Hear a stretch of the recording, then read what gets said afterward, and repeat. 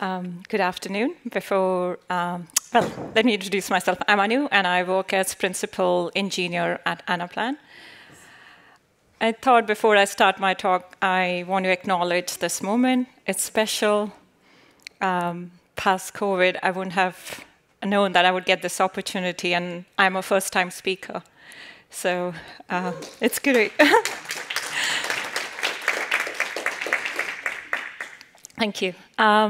So my journey at my current company, Anaplan, has been very interesting. My joining date was when lockdown was announced.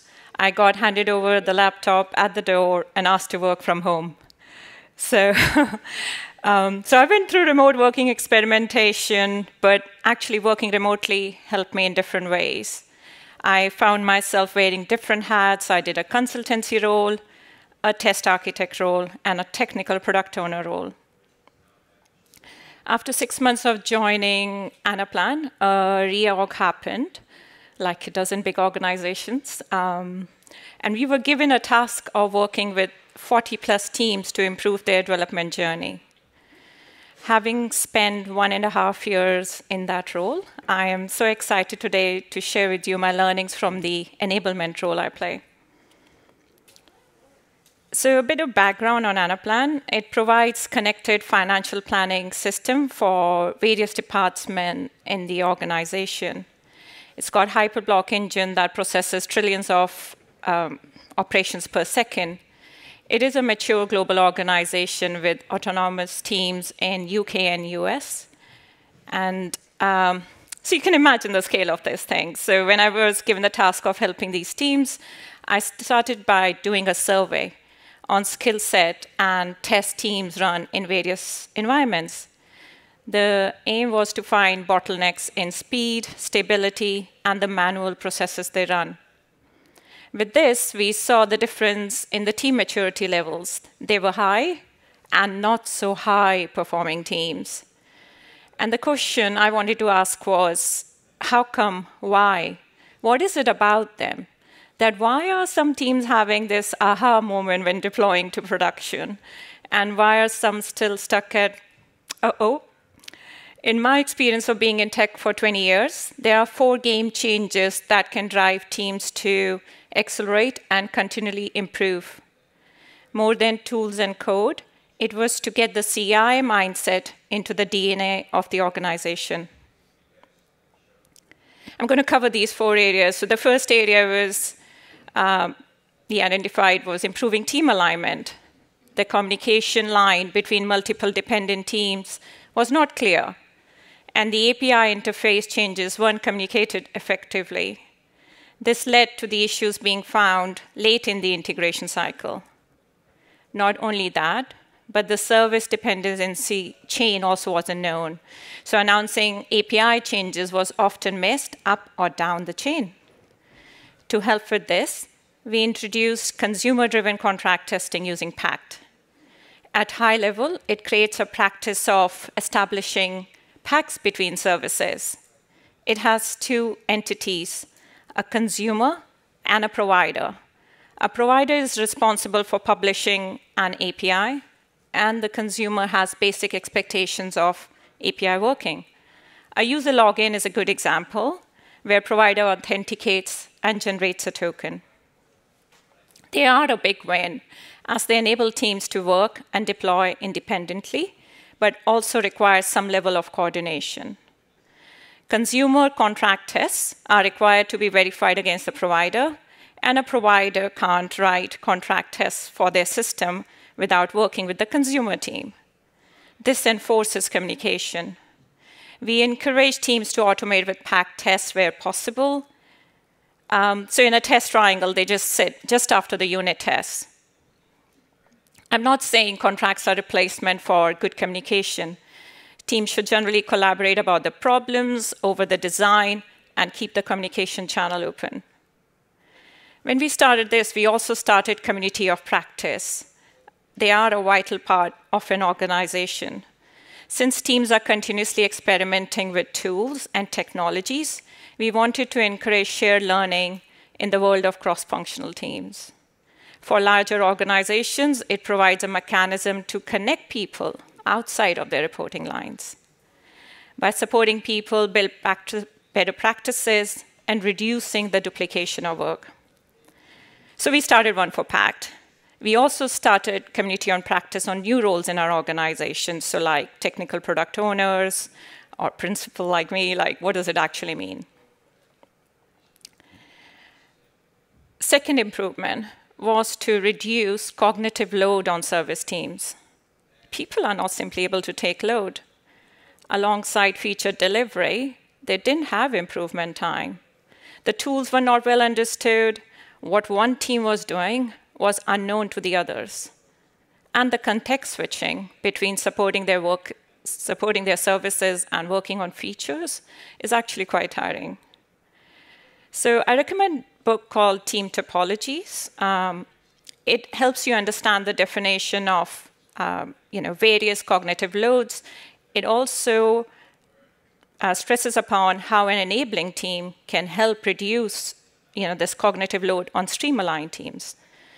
The book describes 3 kinds of cognitive load: intrinsic, extraneous, and germane cognitive load. Teams should attempt to minimize intrinsic cognitive load that deals with learning new tools and languages. Training and pair programming are some ways to reduce it. Offload extraneous cognitive load by simply automating boring tasks that are little value to retain in the working memory. And this will eventually leave more space for germane cognitive load, which covers business domain knowledge. A real value-add thinking lies here. To eliminate the extrinsic cognitive load experienced by service teams, one of the enabling teams we got together was Test Automation Enablement Team. This team consisted of test experts helping with ways to reduce test flakiness, maintain test execution time, upskill QA, and create this curated learning experience. And this really improved our flow of delivery. I would say best is to provide paved path of common suite of services and frameworks to use. This should make things easy for engineering teams. And again, of course, teams still have free will to use if they want to write their own and not use these common suite of frameworks. Okay. The third area of improvement was quantifying teams' effort. When we removed manual processes and added automation, the success of it could only be made visible by measuring the risk it reduces.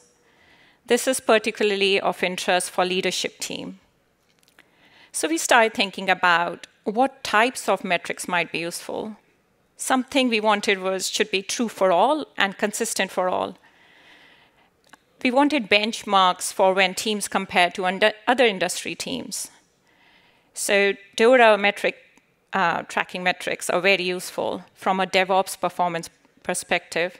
It measures lead time, deployment frequency, mean time to restore, and change failure rate. There are lots of docs about DORA metrics. It's mainly a DevOps research center. It became very popular when book Accelerate came out. It's worth reading it. It's an easy read. And we are focusing on performance metrics that boils down to these 4. If you are a high-performing team, you will see good numbers here. And one warning is you shouldn't get obsessed with these, though. Use them just as a guide of how you're doing and how's your journey going as a DevOps team. They are also seen as leading indicators of delivery performance. And that's why business is interested in it.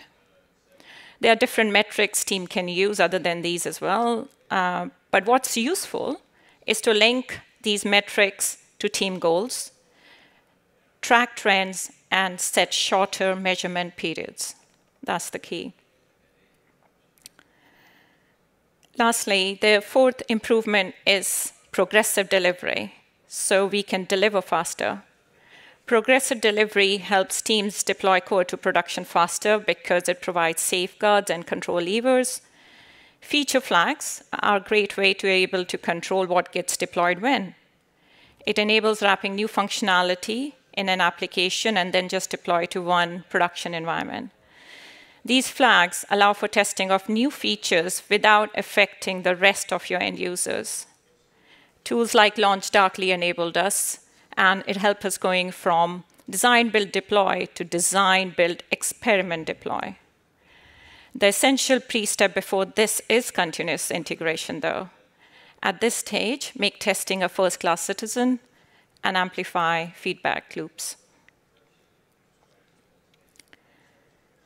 So I hope this helps. I know, like diet and exercise, DevOps isn't easy. Teams need to relentlessly pursue for continuous improvement. Identify the type of team you are and look at ways of improving. The key is to give it time to go through the maturity stages of forming, storming, norming, and performing. Break it down into smaller achievable goals. Learning from each other's success and failure is important. Failure is part of the process. It only took me a year and a half to get here, and I'm still learning and continuously improving myself. And in the end, I just want to leave you with a few reflection points. Are there any obstacles to fast flow you've seen in your current org? When failure happened, did the individuals get blamed, or did team take responsibility and ownership? Are there multiple handovers or dependencies on other teams? And are there any skill gaps that can be covered by having an enabling team in place? Thank you, and good luck.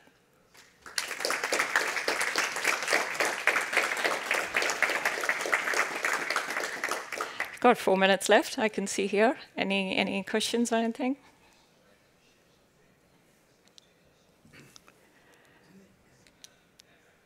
Okay.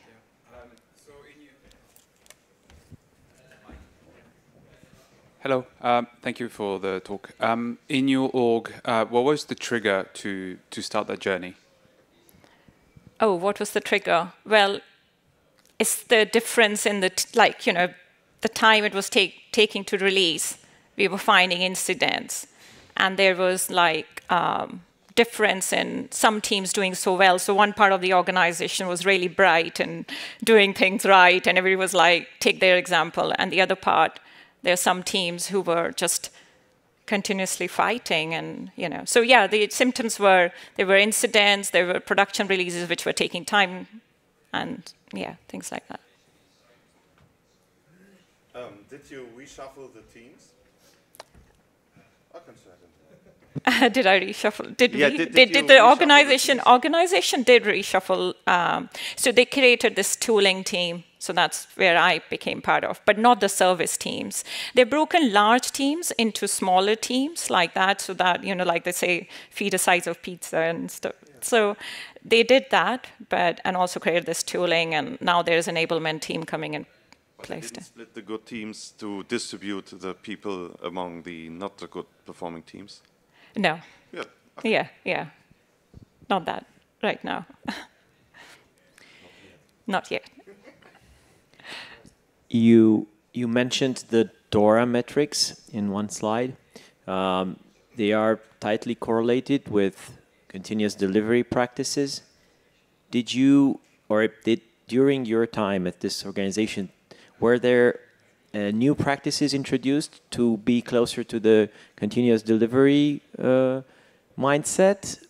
And how did that influence the DORA metrics for you? So, if I'm understanding the question correctly, when did DORA metrics came in place? Is that right? Yeah. So we were doing improvements, but there was leadership was still not on board with that. So that's when we didn't have any tools specifically to track. You have metrics tools, but all we had was Jira. And we started with Jira as which tickets are taking time, and just to show them that, okay, the work we are doing. So we created this team for path to production, and we were interviewing teams, and they could release faster. But how do we show and how do we prove? That's when DORA metrics, we started, okay, we need to get that in place, because they are only talking about metrics. how can you prove what you've done? So yeah, these were the 4 that we are doing right now. Yeah, thank you. Okay, nothing else. Thank you so much. Go.